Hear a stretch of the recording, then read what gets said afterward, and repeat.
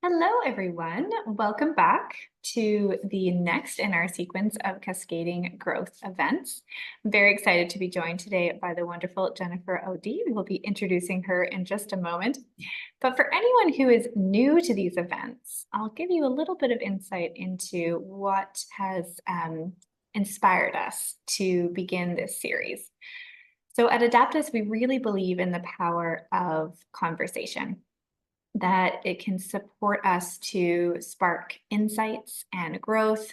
And that really, in order to make that happen, we just need to create spaces for people to come together and share ideas and their knowledge and their wisdom. And so we decided we wanted to create a regular space for just that purpose. And the theme, I suppose, of these conversations has been inspired by some recent work that we did around re-examining and revamping our own values, which the new values are shared on the screen there.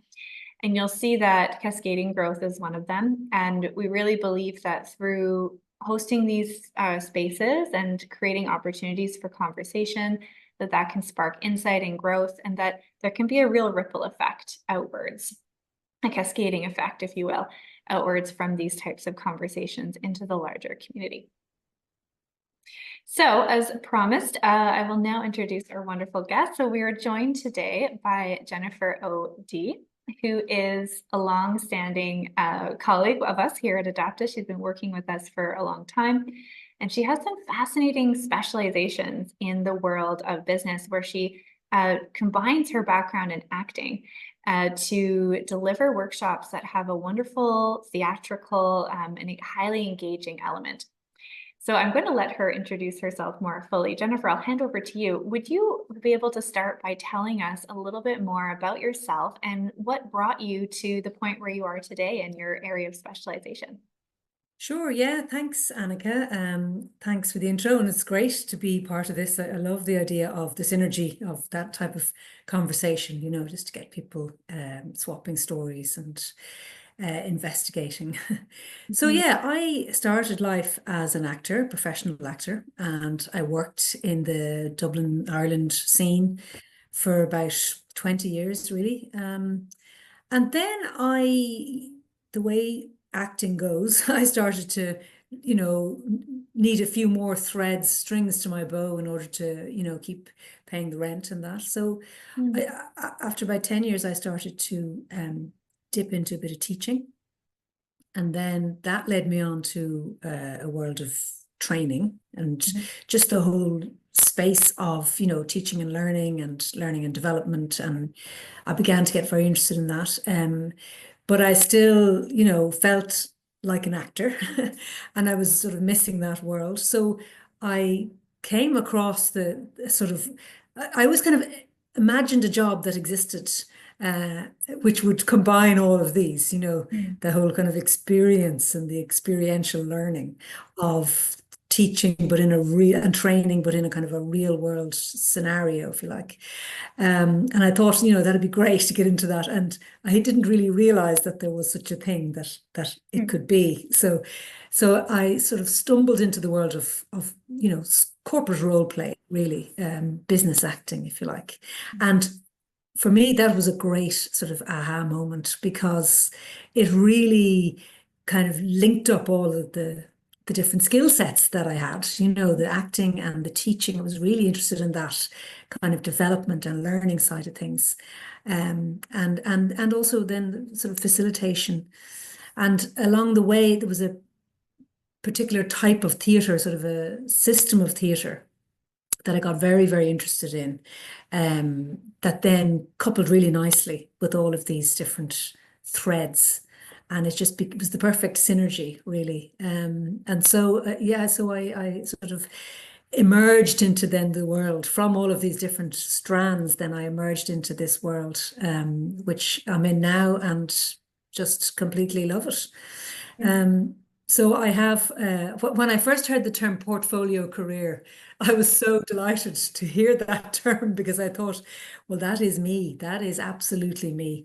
And, sometimes I think you can feel a little bit, I've got this sort of hybrid career, series of different careers. What am I type of thing. Hmm. And I think that's one of the great luxuries, if you like, or the great innovations of our world now, is that you can be lots of different things. So I still consider myself an actor. I consider myself a trainer and a teacher. I think teaching is, you know, like such a woefully underappreciated profession. My grandparents were all teachers. In fact, my grandmother was the first Montessori teacher, trained Montessori teacher in Ireland, and her Wow. certificate was presented to her by Madame Montessori, Maria Montessori. So I've Amazing. great respect for teaching. I know, it's really it's a lovely kind of. I'm very proud of that that Certainly. association. So yeah, I really believe in teaching and learning. Yeah. Mhm.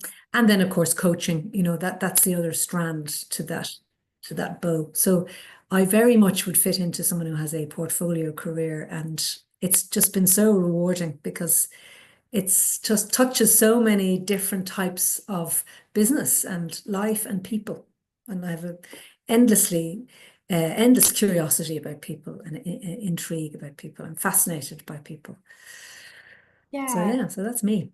I think that curiosity really comes through in your work. You're so, yeah, so genuinely interested in the people that you both work with and for. It's really cool. Would you tell, for the benefit of someone who's not familiar with how acting meets the world of business, could you tell us a little bit more about what that looks like? So how is it that you're able to blend those two worlds? Yeah, absolutely. Yeah. I think the world of performance and the arts has a lot to teach, if you like, the world of business. And having been involved in both of them, I can see that 100% the world of business has a lot to teach the arts. Absolutely. And if only arts institutions and organization and artists had that level of understanding around the importance of strategy and the importance of the process and all of that business leaders have are so skilled at, that would really help. That kind of symbiotic relationship would be great, but that's, I suppose, another conversation. But from my perspective, yeah, I think there's a huge amount to learn, and I think particularly leadership. I think there's an enormous amount that, leadership can learn from actors. And, if you think about this whole, I'm often fascinated by the language of business. We talk about performance. And of course, that comes from the world of theatre. You talk about your role, we'll do our roles. Well, a role came, first of all, from Shakespeare's time, when the stage manager would write out the lines of the person on a scroll, roll it up, and then hand it out at the first day Ah, of rehearsal. So, I always think, well, that's your job description right there, your role. okay. And we talk, yeah, yeah. So it's kind of nice to make those connections. Um, Particularly so much talk and so much importance about teams working well together, and how proper energy synergies in teams can really totally change the dynamic and the outcome, the productivity of teams. And I always think a cast is just like the ultimate team. Hmm. Cast working together is the absolute, personification of a high performing team. And, I guess your KPIs are if they clap at the end, then you've delivered. Um, Yeah. but that kind of that level of support that you get in the cast. And there's nothing like standing in front of somebody when you've forgotten your lines, or when that person has forgotten their lines and you're catching them, Mhm. to really understand how important good teamwork is. And also there's another huge aspect here, and that's the visibility that you have as a leader, and the role modeling that you're doing. And I think actors understand that. What does my presence look like? How am I coming across here? Am I Mhm. downstage center, or am I upstage left when no one's looking at me? And if I am downstage center, I need to perform well here, and I need people to see me performing well, and I need to support my cast members around me. So I think there's Mhm. so much there that can be borrowed. The robes of theatre can be borrowed for leadership and for that kind of dynamic presence that a leader can have, inspiring and supporting, and all of those things that a good leader can be. Like, obviously, then there's the whole presentation skills element of it. So, how do you stand, and how do you, story tell with your presentation in a room that where you can feel comfortable and you can give out what you need to give to the people watching, your audience effectively. And how do you make those slides live, and how do you make those words, how do you embody the text so that your listeners are there with you and understanding the message that you're trying to give? So that's very evident how we can, how we can see how that element of standing up in front of people. I mean, we know that public speaking is up there with getting a divorce in levels of stress. People Yeah. really struggle with that sense of having to stand up and speak in front of people. And I notice that a lot with in my work with leadership and with people who are trying to give presentations. How do I manage my nerves around this? Mhm. And you think, well, actors, they're sometimes in the highest stakes you can possibly be in the entertainment business anyway. Yeah. Opening night on Broadway, a massive Hollywood film set Yeah. where, it's $1 million a minute and you better get it right. Stakes are high there, so how do actors manage those nerves? They are performance related nerves. And how do you fix your mindset, fit your mindset around that, and get your thoughts in the right place, get your feelings around it in the right place, and get your actions ready to go? So yeah, that's a long answer, but there's a lot to be learned, I think, in sort of leadership and management in the modern world from the arts. Yes, it's clear that there is a huge list of crossovers there. I'd love to hear a little bit more about your personal values, which no doubt have been shaped by your experience in the performing arts. What are the values that stand out to you as the ones that are most important in your life? I've been thinking about this the last couple of days in anticipation of this, and the very first value that just came bang into my mind here really has been so important to me and guided me all the way through is resilience. Mm. To be an actor and to be an actor is like to be a small business. It's like being a small business. You're self-employed and your business is you. Mhm. Employees one, headcount one, Yeah. and you're the CEO and you're the CFO and you're all of that. And we all know that small businesses need to be resilient. So yeah, so that is absolutely has been my number one value. And there are two that really attach very closely onto that, and they're kind of sisters. I think they go, the three of them go everywhere together, and that is determination, Mm. determined to stay on this path, no matter what, and agility. Mm. I have this skill set. What am I going to do with it? And how can I move forward with it when, maybe I've come into a little bit of a cul-de-sac here. How Mm. can I open a new path or a new road even more effectively?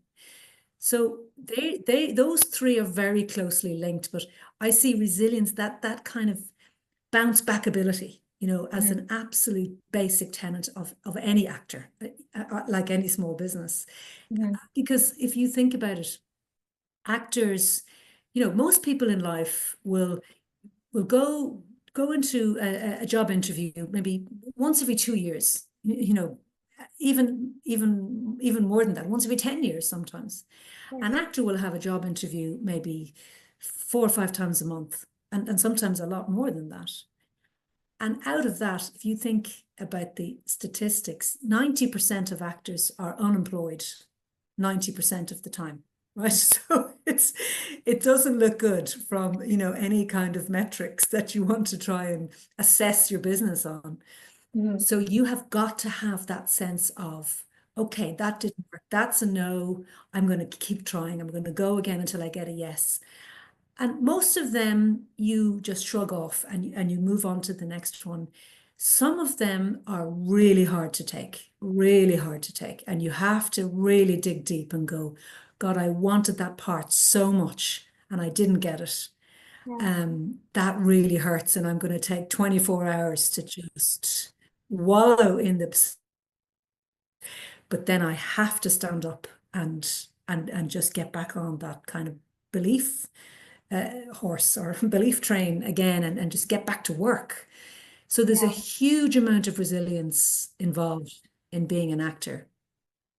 Yeah. And, there's fantastic sense of achievement then when you get that yes, Hmm. and you get that sense of, yeah, I wanted that. Such an immediate sense of, one sets a goal in life, and Hmm. with actors, those goals are multitudinous. You keep they keep coming all the time, and then, but every now and then you get a really special one, and you really want that one, and you go for it, and you get it, and my God, the feeling of achievement is immense, and just joy. There's so much joy attached to that that it's wonderful. It's really, it's a really tough profession, but it is a wonderful profession in so many ways. I mean, it would have to be in order Yeah. for it to keep you there.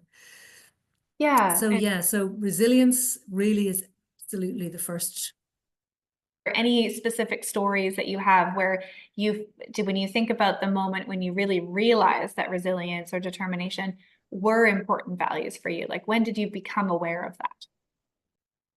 Actually, I had a really enlightening, yeah, moment one time quite early on in my career, and I really got a big payback from something that I felt um, that I really went for, and I think that was quite eye-opening for me. So it would have been, yeah, quite early on in my career.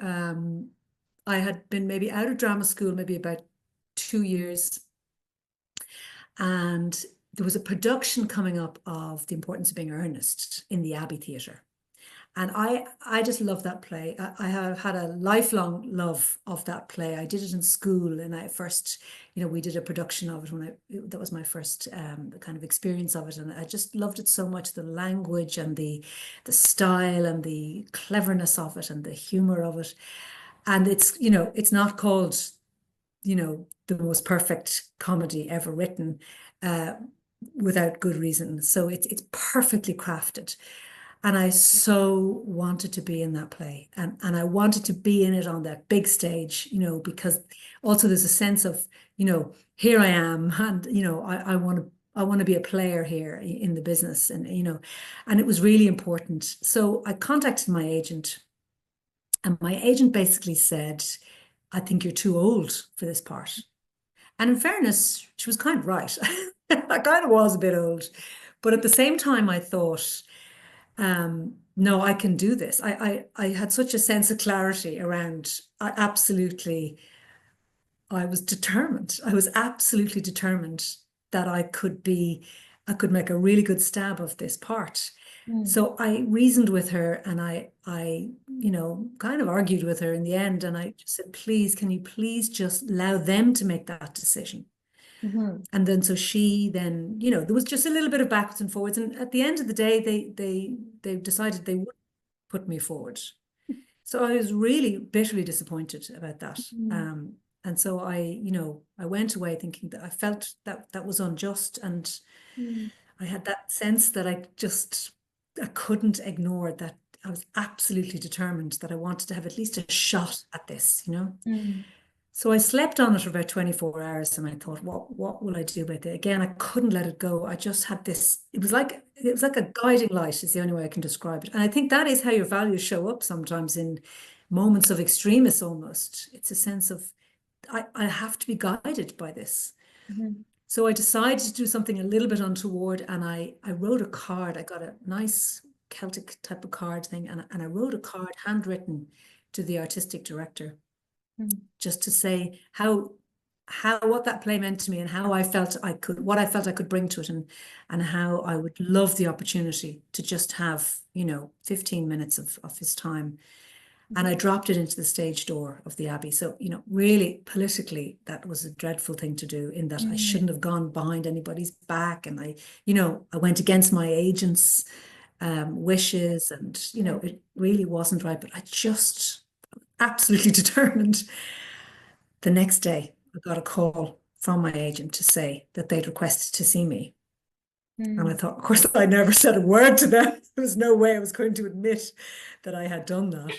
Yeah. Um, so I was delighted. So I it was the following week. So I spent every moment of every hour of every waking second preparing for that audition. I prepared for that so hard. It was more than anything I've ever prepared for. And I went in so ready. I just like floated up the stairs ready for this audition. And I went in and, I did the audition and he wasn't that kind of enamored or, he was like, yeah, okay, very good. It's a bit, and he wasn't that keen on my reading of it. So I was like, oh my God, I have to be ready here. So he said, I want you to try it this way. And so I thought, okay, I just have to really listen to what he's saying now because this is really important. Mm. So I just asked him a couple of questions. So like, do you want it to come across like this or that, just to clarify? And he said, yeah, try that. So I just threw everything out the window that I had prepared and just went with my kind of gut on it. But of course, I had the bedrock of all the knowledge of the preparation. Mm. And at the end of it, he said, I just want you to know that you've done a very good audition here today. And I Mm. walked out of the room, absolutely, delighted with myself. And I got the job. So that was just a great, I felt, sense of, living your values really and being a little bit pushy. But it was wonderful. It was a wonderful lesson actually for a young person to teach themselves. Um, and it was a great lesson to, remember from me as well. So that was determination and resilience. I didn't kind of, I did bounce back myself and I decided, no, I'm going to do this. I believe in myself strongly Mhm. enough to do this. So yeah, very much. I think that was that moment then when I thought, my values led me through that. They guided me through that. And it was a wonderful experience. What a great story, Jen. Thank you for So sharing yeah, that. so I learned a lot out of that. I can imagine. Yeah. What Nice. a fabulous story. The I think Yeah, we pleasure. might Lovely to relive it actually. certainly, yeah. Wonderful. So let's move on to the next one then. If you ever feel like you have lost connection to your values or there's a risk of losing connection to your values, are there any actions that you take that help you to realign with them or stay connected to them?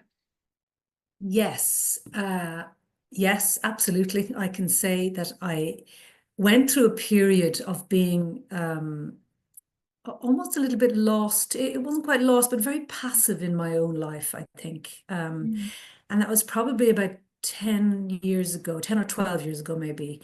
And we had in my family, we had a sort of a situation where my husband had to stop working Mm. very abruptly, and he was like the wage earner. He was kind of Mhm. the person who was bringing the money in, and so suddenly I was in a situation where I had to very quickly sort of earn money really. Mm. So I very quickly did a degree. Sorry, I mean a qualification, not a degree. I already had a degree. Mhm. I did a qualification in teaching English as a foreign language just to get things moving. Mhm. And again, this comes back to part of those kind of three sisters of values that I talked about, this kind of the resilience, the determination, and the agility. So Mhm. I was very Mhm. quickly able to be agile, to kind of move into this kind of teaching role. Um, and I I I started teaching then, and I was quite good at teaching actually, and because I think there's a lot of connection between teaching and acting as well, and so I was doing that, and out of this kind of financial sort of need, this immediate need, but I hadn't really chosen to do that. I hadn't really gone created that path and gone down there. I'd sort of fallen into it, and Mhm. to be honest, it wasn't something that I wanted to make a career out of, Mhm. and it was through necessity. And but because it was a bit of I suppose, bit of an emergency in the house, and so I just stepped into the role. I felt I had to just keep going, and it wasn't really very. It wasn't ultimately as satisfying as I needed it to be in order to Mhm. be happy, to be content. But I kind of got stuck in it. a little bit. I kind of got stuck into just going along and doing, and they were very, very positive towards me, and they really liked what I was bringing to the school. I mean, they were very complimentary, and it was lovely from that, and the people were lovely there. And so I found myself kind of just drifting along there for a couple of years, and I really lost that sense of that kind of drive that I'd had earlier, that caused me to, write that letter and insist on being seen for the importance of being earnest that time. And just that sense of drive that any actor has, that kind of small business energy. And I really sort of felt a bit like I was just going along and just paying the way. I mean, we had a mortgage and we had 2 children, and I had to sort of take over that role, and so it just became a means to an end.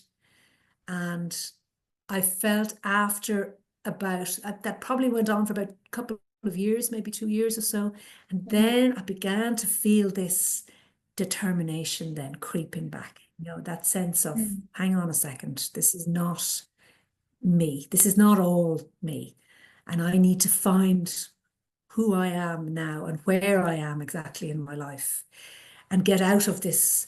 It was like a reactive stage. I reacted to the situation that I found myself by just getting something which is very immediate.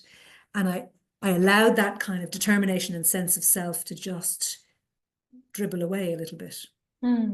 So I really felt that kind of rising again. I thought, okay, I have to find my way back again now. And there was a bit, again, the clarity came back. So I found that very useful, and I began then to build blocks then to enable me to move out of that. So I started to do things, move towards things I was more interested in, like the training, and I did a train the trainer course, and then that led me more into interest in coaching, and I did an executive coaching qualification, and then suddenly it became very clear to me what I could do and what I was interested in and how I could bring all that, synergize all of that together. So that was really exciting then. And I realized what I had to do. And that's, again, when the determination and the resilience kicked back in there. And I started to, try to build something then. And it was tough. Like, it was very tough because I was teaching a lot. I was teaching about, at about 20 contact hours in teaching. That's an awful lot, because you'll have a minimum of 10 or 15 in order to prepare for that. You don't just walk into a classroom, as any teacher knows. So, I was 35 to 40 hours really working. And then at the weekends, I was doing this coaching qualification, and I had 2 small children, and, so it was a busy time. But I really I could see the light, that's the only way to describe it. And I could see those values coming back to guide me. And it was really useful, is the only way I can describe it. It was just got me back on track. And I was very grateful to be able to see them again, Yes. Yeah. That's Yeah. such a lovely story. You can really see again the way that were like a guide, Yeah. or a way forward, or they helped to refined that way forward. And it's Yeah. magical Absolutely. how they can serve that purpose. Yeah. Absolutely. Yeah. And, I think if you can recognize what guides you and lean into it in those times, it just they'll be there to support you. We're like, what do you believe in? Yeah. And you believe in those things that help you, be yourself, and help you see your way forward. So it's really a no-brainer, the trick is to try to identify it and allow it to be seen in your life, I think. Yeah, absolutely. Oh, very cool. So I suppose that brings us then to our final point of focus for our conversation today, which was to see if we can dive a little bit more into some of your areas of speciality. So things like forum theater and corporate role play. I'd love to hear, where you really see the value of those techniques in the work that you do in businesses. What stands out to you as the most interesting or valuable aspect of utilizing them? Mm. Well, forum theatre is, and I'll just very quickly describe very broadly what form theatre is, I think, just in case, I mean, most people haven't heard of it. So, but just try to give you an image of how it might work.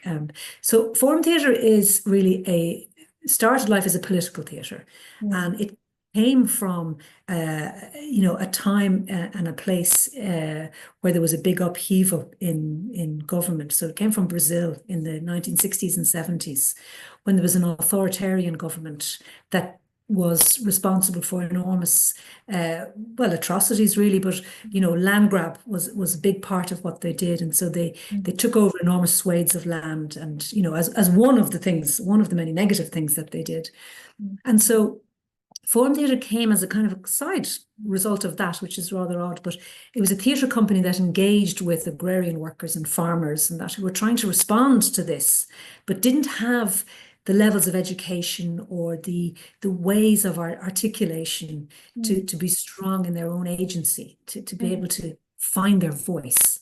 So they were working with this theatre company that was, trying to encourage that and trying to teach them how to stand up and speak and how to be eloquent and how to state their case and that. So back to the very first thing we talked about, that was their initial point. How do I stand up and have my message be heard?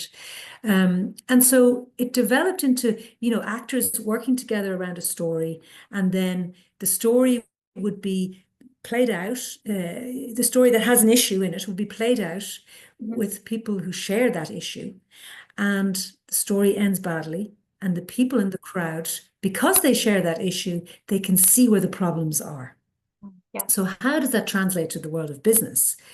So the way it works and the way I use it in a corporate context is that I will engage, and we in Adaptus have done a lot of this very successfully.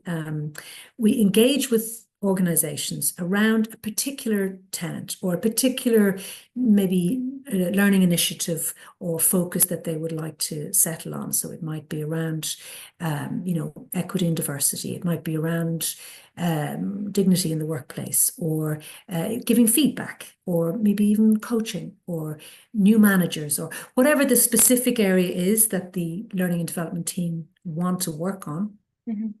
And so we will then listen to them, interrogate them really as to what the learning outcomes are, and what they want to try to explore in this space. And we'll write a very short little script, a little scene, no more than 5-7 minutes. And in that scene will be negative behaviors, negative actions, and ultimately an outcome that ends badly. And that's a really key part of forum theatre, because what happens is then you share this scene, and this is where the acting comes in. We have professional actors who come in and do this.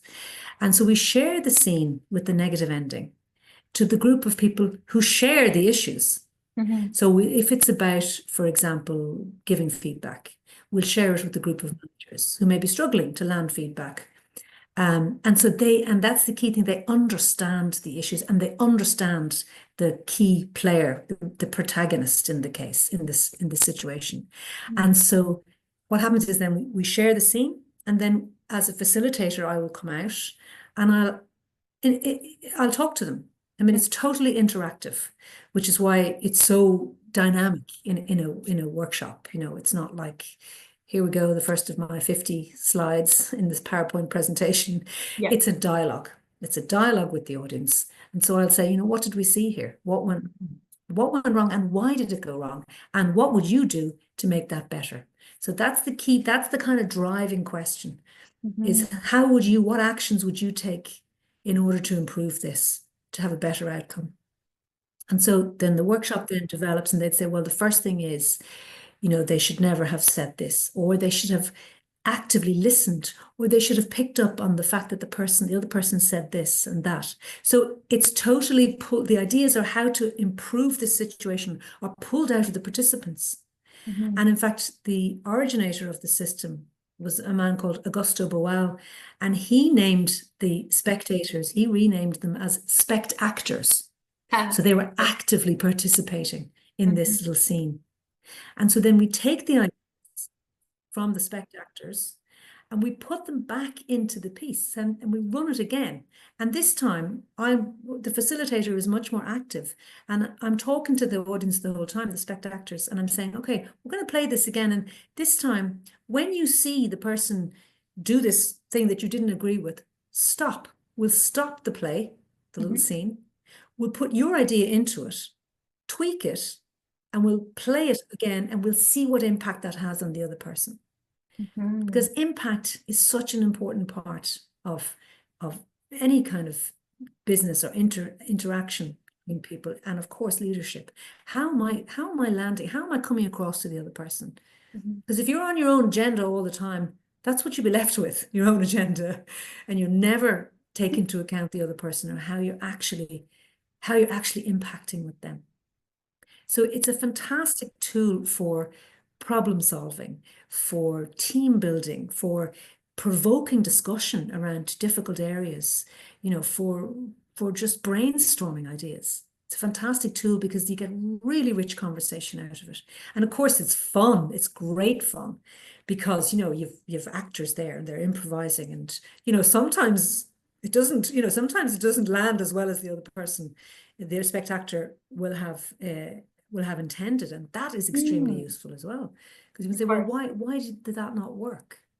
And then so somebody else might say, well, because they didn't build rapport, or they talked too much, or they didn't ask proper questions, or so again we say, well, let's try it again then. Let's put that in and see, does that work?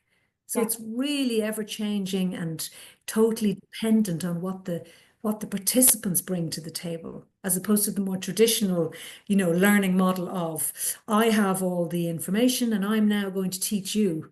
That's topsy-turvied with forum theatre. So I love it, and I have seen the most incredible changes happen and reactions happen in a room that make it that I believe fully that it is a really powerful learning tool. It's very, very agile tool, exactly. And that's the thing. It's not, you don't facilitate it the way you might normally facilitate a workshop. You are on your toes as the facilitator. And the facilitator in the forum theatre is called the joker. So the joker is, you can play any card in the pack, so you're playing any of these. You never know where it's going to go, but you have to be ready to go with it. And you have to be ready to facilitate whatever comes your way. So it's, you're on your toes big time in the room. But I like that. It's a challenge. I can imagine. Yeah, I can imagine. Is there anything else that you'd like to add or share, or, any insights that have sparked in your mind from what we've been talking about today? I suppose, like, I think really a lot of the time we spend, as people working in the world and leading teams and that, thinking about ourselves almost in isolation. How do I, what do I do to do this? What do I do to do that? And I think it's really worth thinking about yourself in terms of one piece of the game, if you like, or one piece of the mechanism, and how everyone around you contributes to make you the leader, or you the person who's delivering this or that, and that whole sense of back to being a cast is something that I've really learned, that you're only as good as as everyone else around you. I think that's been a big part of my journey, if you like, that sense of, okay, what about me? What can I do? But what about everybody else? How am I impacting them? And how can I work with them in order for us to be the best we can be? And I always reflect, like, I'm going to the theatre tonight, and I'm meeting up with about 8 or 9 of my really oldest friends, and all actors and that. And, there's a real depth of friendship that comes from that actors have because you've been really vulnerable with them on stage, and they've rescued you when you've forgotten your lines, and they've improvised with you and that. And, I think that kind of energy that you can get working really closely with people is something to be strived for and doable, gettable. But it's more than just yourself. It's about everybody. How am I impacting those around me? And how can I be better at that? I suppose that's my, that's something that just has been very present with me over the last, 10 years of my life, really. How can I build myself and, at the same time be really conscious of how I'm coming across and building other people with me and like a big, strong chain, link in a chain. That's such a wonderful So yeah, insight. that's it. So yeah, keep building and keep building with others.